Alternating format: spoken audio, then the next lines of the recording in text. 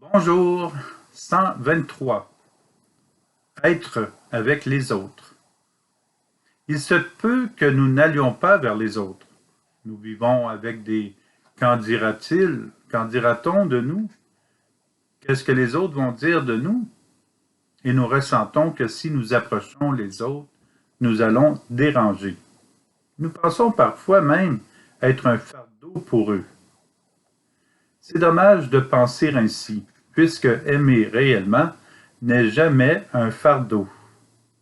Même si nous ne sommes pas toujours parfaits, nous pouvons apprendre à être avec les autres.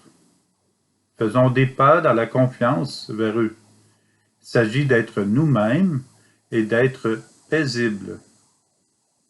Paul porte un souhait profond.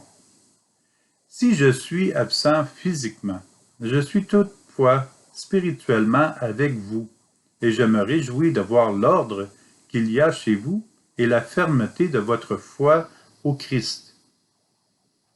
Menez donc votre vie dans le Christ Jésus le Seigneur, tel que vous l'avez reçu. Soyez enracinés, édifiés en lui. Restez fermes dans la foi, comme on vous l'a enseigné. Soyez débordants d'actions de grâce. Paul aux Colossiens, chapitre 2, versets 5 à 7. Paul nous offre un bel exemple de foi. Même s'il sait qu'il est loin de ses amis, il veut les rassurer qu'il est de tout cœur avec eux. Il nous rappelle que personne n'est seul. Nous pensons aux autres, et d'autres aussi pensent à nous, et de manière spéciale par la prière.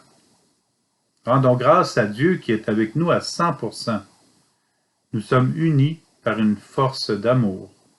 Que Jésus nous donne le courage d'aller vers les autres. Lorsque nous sommes unis à Jésus, c'est alors que nous sommes pleinement avec les autres. Laissons Jésus nous combler de sa présence. Jésus s'est entouré de 12 apôtres afin de ne pas être seul. Et Jésus nous veut tous et toutes, sans exception, autour de lui pour nous consoler et nous rendre heureux.